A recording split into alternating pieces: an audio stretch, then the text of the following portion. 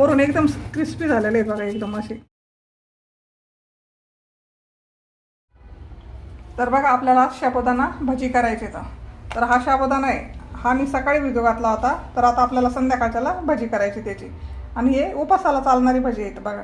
असं मस्त भिजलेला आहे. याला तुमच्याकडून जास्त जरी पाणी झालं ना तरी पण याला चालतं, कारण हे जास्त भिजला पाहिजे भजी करण्यासाठी. तर बघा आपण त्यासाठी इकडे 2-4 बटाटे घेतलेले आहेत उकडून, याच्यावरची साल काढलेली आहे आणि वाफळून घेतलेले आहेत. तर आपल्याला अगोदर काय करायचं, आता शेंगदाणे भाजून घ्यायचे तर कडक एकदम मस्त. त्यासाठी मी कढई ठेवते वरती. तर आपण आता कढई ठेवलेली वरती, त्याच्यामध्ये शेंगदाणे घालू, कारण का आपल्याला मस्त शेंगदाणे असे कडक भाजून घ्यायचे आणि त्याचा कूट करायचा आहे बघा. हे पहा, यांना मस्त कडक भाजून द्यायचं. आपल्याला जेवढा लागेल तेवढा आपण कूट घेणार. याच्या बदला मी जरा जास्त शेंगदाणे टाकलेले आहेत.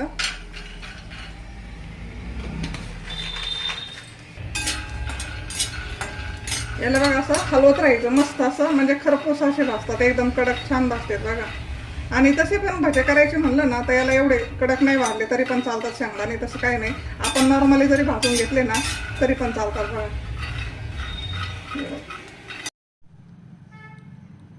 हे बघा मस्त आपण असे कडक भाजून घेतलेत. आता यांना काढून घेऊ आपण आणि याला थोडंसं थंड होऊन द्यायचं. मग आपल्याला मिक्सरवर मस्त कूट करून घ्यायचा याचा. इकडे मी मिरच्या घेतलेल्या आहेत. त्या मिरच्या आपण ठेसून घेतल्या तरी चालतील किंवा मिक्सरमध्ये बारीक केला तरी चालतील. याच्यावर आपल्याला थोडंसं मीठ टाकायचं आणि याचा रगडा बनवून घ्यायचा. आबडधोबड जरा शिकलं, बारीक पण नाही करायचं. थोडंसं मीठ टाकलं आपण याच्यावर. हे बघा असं आरबट चरबट मी करून घेतलेलं आहे मिक्सरवर. आता हे आपल्याला साबुदाण्यामध्ये टाकून द्यायचं. आता त्याच भांड्यामध्ये आपल्याला शेंगदाणे घ्यायचे. तर थोडेसे शेंगदाणे घ्यायचे आणि आपल्याला असा कूट करून घ्यायचा त्याचा. शेंगदाण्याचा कूट थोडा बारीक झाला तरी चालतो, पण जास्त मोठा नाही ठेवायचा आणि जास्त बारीक पण नाही, मध्यम साईजचा कूट करायचा.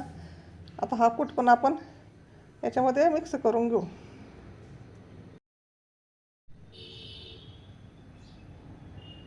बघा आपण आता याच्यामध्ये कूट टाकला आहे आणि याच्यामध्येच आपल्याला आता हे बटाटे आहेत ना असे चिवून घ्यायचे मस्त बारीक आणि सगळं एक जीव करायचं, एकदम मॅच करायचं. बघा इतके भन्नाट लागतात ना आपले भजे, साबुदाणा भजे. मी 3च बटाटे घेतलेले इथं. साबुदाणा याला चांगला भिजलेला पाहिजे फक्त, म्हणजे मस्त चांगलं बारीक आणि मॅच होतं एकदम.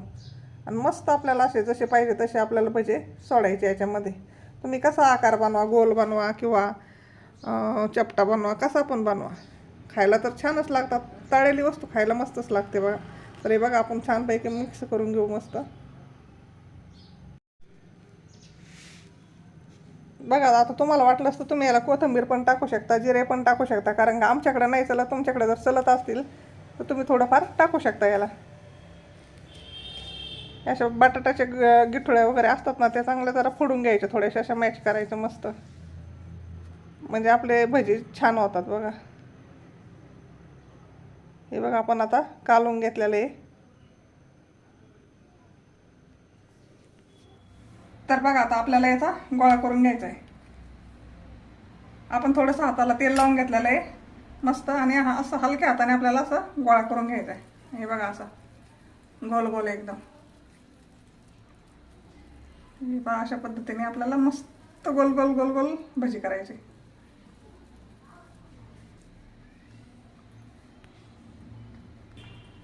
हे बघा अशा प्रकारे आपल्याला सर्व भजी करून घ्यायचे आधी.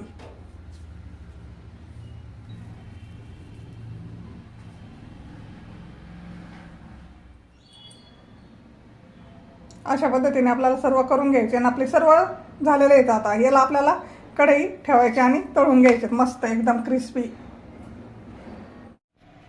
तर आपण आता कढई ठेवलेली वरती आणि तेल टाकू त्याच्यामध्ये. मस्त आपल्याला वडे असे तळून घ्यायचे छान. तेलाला आपल्याला चांगलं तापून द्यायचंय. तर बघा आता तेल टाकलेलं आहे. तेल तापलं असेल आपलं, असं थोडंसं तापलं की आपल्याला वडे सोडून द्यायचे असे. आता याला तुम्ही साबुदाणा भजी म्हणा किंवा साबुदाणा बॉल म्हणा, पण खायला एक नंबर लागतात बघा, मस्त असे. काहीतरी वेगळं करून खायचं उपासाला. तळ्याला पदार्थ तर छानच लागतं खायला.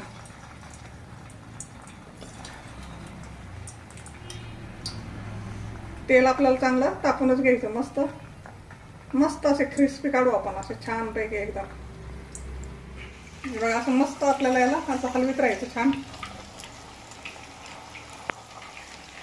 दह्याबरोबर तर एकदम एक नंबर लागतात बघा. दही छान लागते. दह्याबरोबर खा किंवा तुम्ही शेंगदाण्याचं बेसन जर केलं ना त्याच्याबरोबर तुम्ही हे बॉल खाऊ शकता.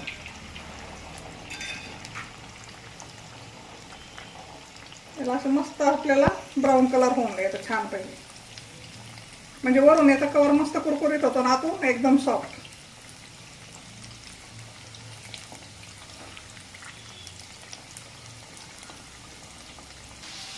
हे बघा कसा मस्त कलर चेंज झालेला आहे, पाहू शकता तुम्ही. झालं की नाही. आणि त्यांना ते असे मोठे पण झाले, एकदम मस्त फुगलेत पण हे असे. आता तुम्ही याच्यापेक्षा लाल पण आणखीन काढू शकता.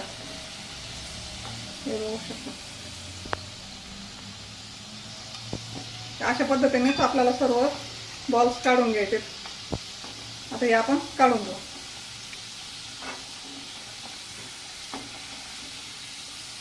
अजिबात तेल राहत नाही बघा याच्यामध्ये, थोडं सुद्धा तेल पीत नाही ते, काही नाही. एकदम छान असे.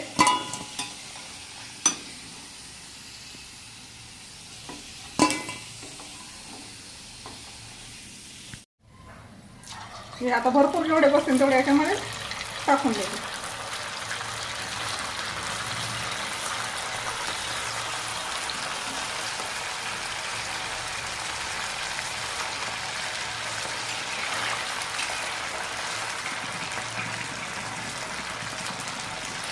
अशा पद्धतीने आपण सर्व बॉल्स करून घेऊ. हे बघा मस्त असे क्रिस्पी केले ते एकदम. आपण बघा सर्व तळून झालेत आपले. आता आपण काढून घेऊ सर्व. बघा आपण आता सर्व बॉल्स तळून घेतलेले आहेत. हे पाहू शकता तुम्ही. वरून एकदम क्रिस्पी झालेले आहेत बघा एकदम असे. आतून पण बघा तुम्ही, हे पाहू शकता. एकदम असे छान वाफळून गेलेले आहेत, एकदम सॉफ्ट आतमधून. तर नक्की आवडले असेल तर नक्की करा, सबस्क्राईब करा आणि कसे झाले ते पण सांगा. धन्यवाद.